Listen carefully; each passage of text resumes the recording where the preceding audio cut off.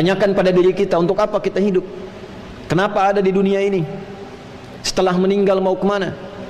Nah, maka orang-orang yang paham tentang esensi hidup disebut dengan ulul albab. Dia mengerti bagaimana cara hidup dan dia gunakan bekal hidup yang telah dia ketahui. Ibunya Maryam mengandung, menikah dulu dengan Imran. Maryam tidak, mengandung, melahirkan tanpa disentuh oleh laki-laki manapun. Ada yang sakit ingin mendapat kesembuhan cepat, pelajari Al-Fatihah. Di situ ada rahasia bagaimana mendapatkan kesembuhan cepat dari Allah. Orang ingin rezeki, ingin ilmu, pelajari Al-Fatihah. Maka di situ ada nilai-nilai kebaikan yang cepat dibuka. Kalau masih ada iman, nanti iman itu akan memberikan sinyal ke mata. Otomatis itu. Mana yang harus dilihat, mana yang tak boleh dilihat. Itu nggak bisa dipungkiri.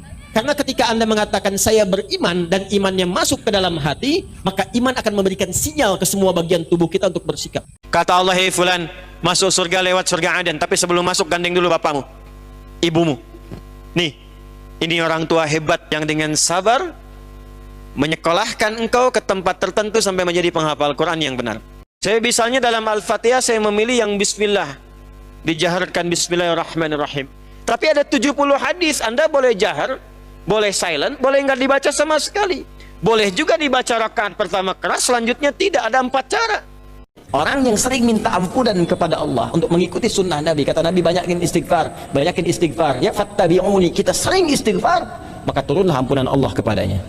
Yang kedua, cinta Allah turun kepadanya. Fitnah Dajjal ada 2. Ada Dajjal dan Masih Dajjal. Dajjal misal, ada Masih Ad-Dajjal, beda. Kalau Masih Ad-Dajjal itu makhluknya, tanda akhir zaman. Kalau Dajjal disebutkan itu biasanya sifat-sifat yang menyerupai sifat Dajjal. Tidak ada orang hidup yang tidak punya masalah. Quran surah 2 ayat 155, walanabluwannakum bisyai. Setiap yang hidup pasti akan menghadapi berbagai persoalan kehidupan. Di semua sifat kehidupan itu kalau ingin mendapatkan kualitas pasti diuji. Nah, ujian itu bentuknya masalah. Itulah sebabnya kenapa lafadznya Allahu Akbar, bukan yang lain. Makna pertamanya, kita dengan mengangkat tangan seperti ini ingin membuang semua urusan dunia dan terkoneksi untuk mengagungkan Allah saja, tidak ada yang lain. Makanya kalau ingin khusyuk, salah satunya ketika mulai mengangkat, dunia kita buang dan jadikan semua yang agung hanya Allah saja. Surah Al-Fatihah seluruh ayatnya kalau dipelajari dengan benar dan diamalkan, dia akan membuka semua jenis kebaikan yang diharapkan dalam hidup. Orang ingin sukses, pelajari Al-Fatihah, maka akan dibuka kesuksesan.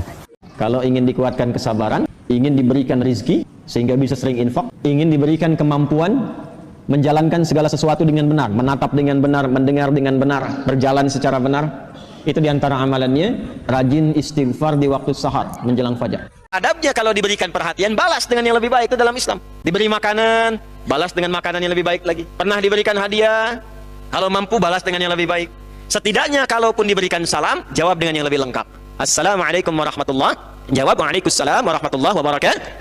Ahli Al-Quran yang sukses itu, kata Allah, berapa banyak yang dia telah hafalkan, berapa juz yang telah dia khatamkan, itu utama, bagus. Membaca, menghatamkan Quran, utama. Tapi di antara yang istimewa, yang paling hebat itu adalah sabiqum bil khairat. Berapa banyak kebaikan yang mampu diciptakan dari ayat yang kita baca itu.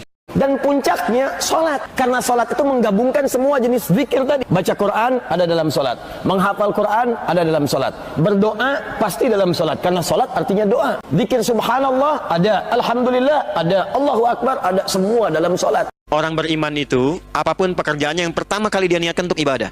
Itu bedanya. Itu yang membedakan iman dengan yang belum punya iman, supaya ada nilai di hadapan Allah. Niatkan dulu untuk ibadah.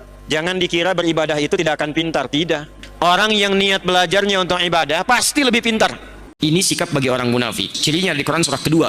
Di antara sementara orang ada yang kalau bicara kata-katanya begitu menarik, kadang-kadang membawa nama Allah. Ayat Quran dipotong-potong, padahal dia musuh yang paling bahaya. Coba Anda lihat, ada mengaku muslim tapi bisa mengatakan semua agama itu sama, menuju pada Tuhan yang sama, cuman caranya beda-beda. Ya ayyuhalladzina amanu, hai semua yang beriman, la yaskhar qaumin qaum, lisan jangan dipakai untuk mencela orang lain. La yaghtab ba'dukum ba'da, jangan gosip, jangan gibah, jangan bikin hoax. Seorang anak yang selalu meniatkan pekerjaannya untuk bakti pada orang tua, itu Allah langsung jawab di dunia tanpa menunggu akhirat. Jadi di akhirat pahalanya, di dunia Allah desain segala kemudahan yang mengiringi aktivitasnya. Anda kalau sedang eksplorasi, kesulitan dan sebagainya, coba minta doa orang tua. Ada amalan zikir yang kalau kita rutin kerjakan di dunia, itu bukan hanya masuk surga, tapi masuk surganya disambut oleh semua malaikat yang berdiri menyambut di semua pintu surga. Dan hebatnya, bukan dia sendirian masuk surga, tapi dia menggandeng bapak ibunya yang beriman. Siapa mereka? Ahli Al-Quran. Dan tidak boleh membaca Al-Quran dalam sujud. Jelas ya? Tidak boleh membaca Al-Quran dalam sujud. Kalaupun ingin baca, dipahami sebagai bacaan doa, bukan bacaan Qurannya. Ya, itu dalam salat-salat sunnah. Bukan salat fardu yang sudah detil bacaannya diikat dengan kalimat sallu kama ra'aitumuni usolli. Kalau salat sunnah lebih fleksibel. Ya, misal dalam salat sunnah pengen baca yang Al-Baqarah ayat terakhir itu, la yukallifullahu nafsan illa wus'aha. Jangan baca dari awal, posisikan sebagai doa bagian tengah. Rabbana la tu'akhidna in nasina aw akhtana sampai ujung misalnya. Tapi jangan baca dari awal dan diposisikan sebagai ayat Quran. Pahami sebagai bagian doa. Karena nggak boleh baca Quran dalam sujud. Jelas? Salah satu fadilah ayat kursi itu kalau dibacakan setelah setiap selesai salat. Aqba kulli salatin. Dibacakan setelah selesai salat. Didawamkan baca ayat kursi, maka di antara fadilahnya satu, Allah akan berkenan merubah orang yang membacanya memiliki pribadi yang lebih baik dengan menghilangkan kebiasaan-kebiasaan buruknya. Allah ingin tegaskan, kata Allah, demi keagunganku aku tegaskan, dan sifat kehidupan ini akan berlangsung dengan cepat dan dekat, bahwa kehidupan di bumi ini hanya akan bisa menjadi saksi manfaat sampai dengan pulang ke akhirat bagi hamba-hamba Allah yang saleh.